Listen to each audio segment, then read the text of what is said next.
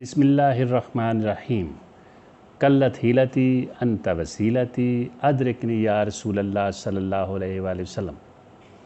صوفی کی طریقت میں فقط مستی احوال، ملا کی شریعت میں فقط مستی گفتار، شاعر کی نوا مردہ افسردہ بے ذوق، افکار میں سرمست نہ حبیدہ نہ بیدار، وہ مرد مجاہد نظر آتا نہیں مجھ کو، ہو جس کے رگ و پے میں فقط مستی کردار۔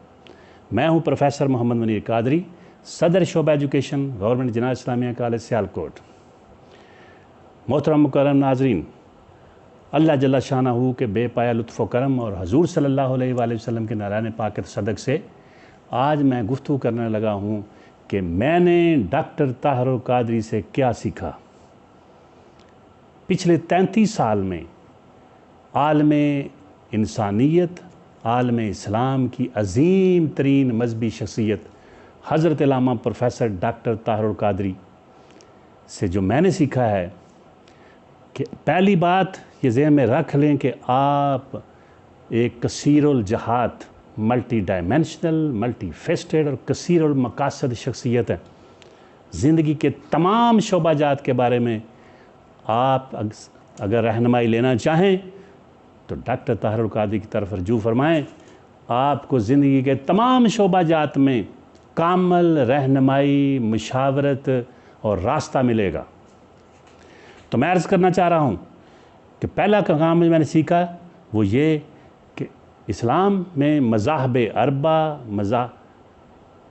مسالک اربع اور سلاسل اربع ہیں، اور جو بین المسالک، 4 مسالک کے درمیان جو فرقہ بندی اور فرقہ پرستی کی ایک آگ لگی ہوئی تھی، اس آگ کو کم کرنے میں، بجھانے میں آپ کا مرکزی کردار ہے۔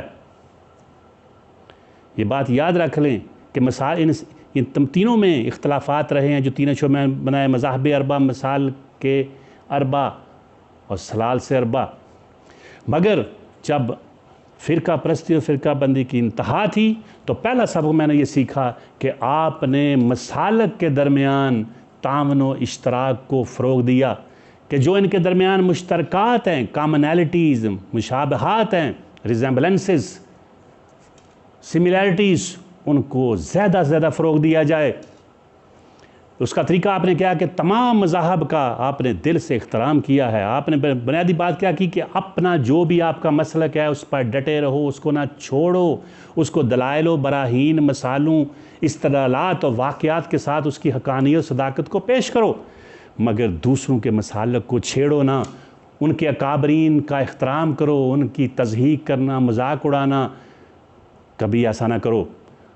لوگوں نے کیا نہیں کیا، محترم مسالک اور اپنے ہم مسلک کے علماء کرام، بڑے بڑے لوگوں نے آپ پر کتابیں لکھیں، تنقیدات، اعتراضات، الزامات، اتہامات اور درشنام ترازیوں کی انتہا کر دی، حتیٰ کہ سر عام گالیاں بھی نکالیں، مگر آپ نے کیا کیا؟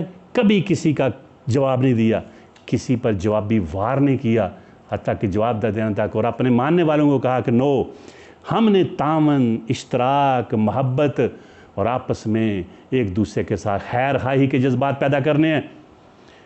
Peaceful co existence, let us agree to disagree, differences are more important than similarities.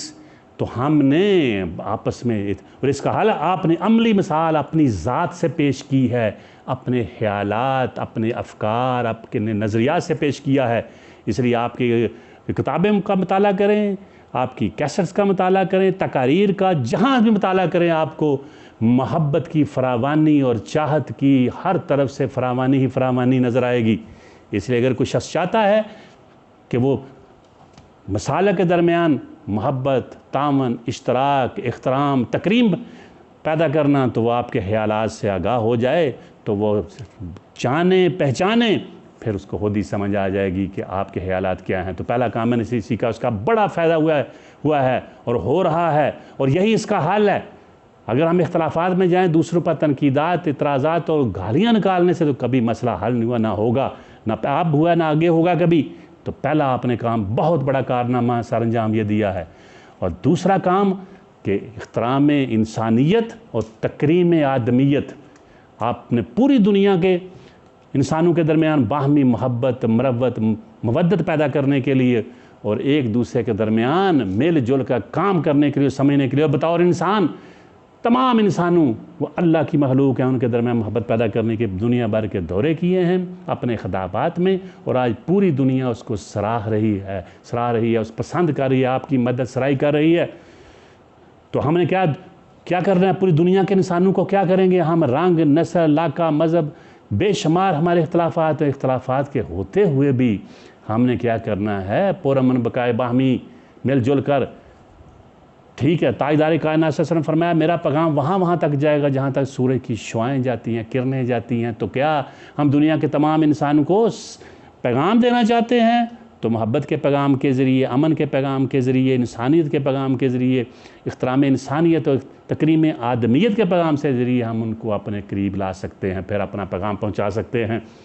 وہ برداشت سے، تحمل سے، صبر سے، معاف کرنے سے، دوسروں کے خیالات کو سننے سے اور اپنے خیالات بہتر طریقے سے پیش کرنے سے ہو سکتا ہے۔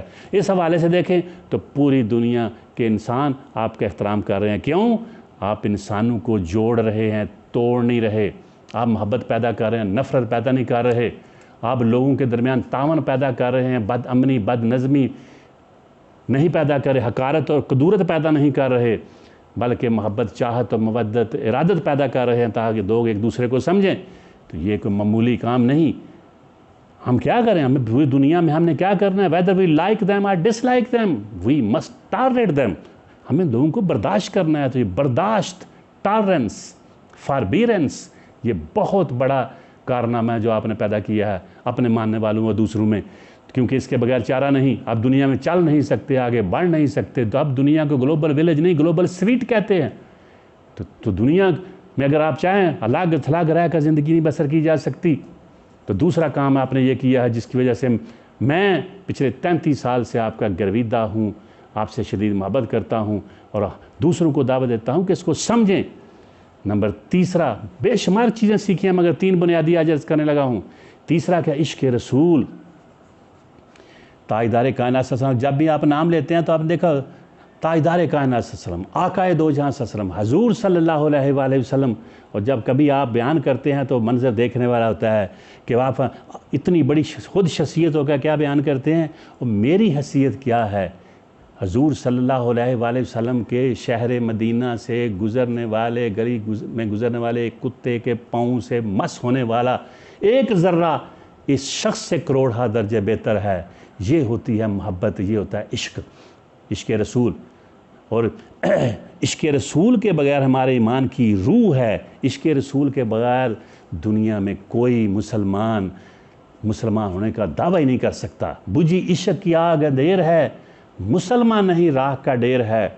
وہ فاقہ کش جو موت سے ڈرتا نہیں ذرا، روح محمد اس کے بدن سے نکال دو، اور فکر عرب کو دے کے فرنگی تخیلات، اسلام کو حجاز و یمن سے نکال دو۔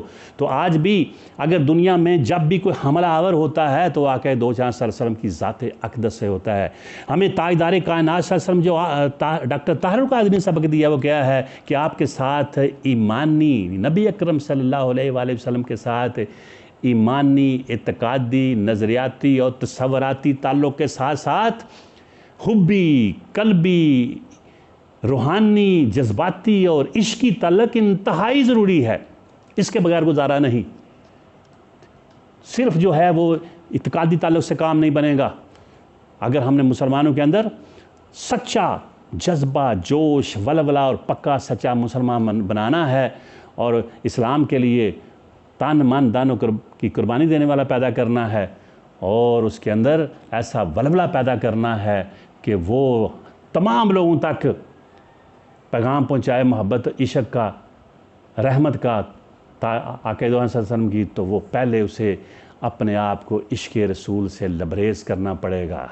اس لیے وہ تیسرا سبق جو بنیادی آپ نے دیا ہے، اس پر مجھے اور آپ کو اگر ہم چاہتے ہیں کہ ڈاکٹر طاہر القادری کے پیغام کو سمجھیں تو پھر اسی پیغام کو آگے لے کے جانا ہے۔ اور اگر جو شخص بھی میں کہتا ہوں پوری ایمانداری سے، دیانتداری سے، غیر جانبدار طریقے سے آپ کے افکار کا مطالعہ کرے تو وہ لازماً آپ کا گرویدہ ہو جاتا ہے۔ تو ہمیں دوسروں جو ہم پر ہر قسم کے حملے کریں ان کا جواب کیسے دینا ہے؟ دلائل کے ساتھ، استدلالات کے ساتھ، محبت کے ساتھ، صبر کے ساتھ ان کی بات کو سننا ہے، اور پھر جتنا مرضی بھی وہ زہرلود لوگوں کے خیالات ہوں ان کا جواب محبت اور شفقت سے ہی دینا ہے۔ مجھے امید ہے کہ آپ اس بات کو سمجھیں گے، اور میرا پیغام یہ ہے، my mission is sharing knowledge and serving others, وما توفیقی الا باللہ۔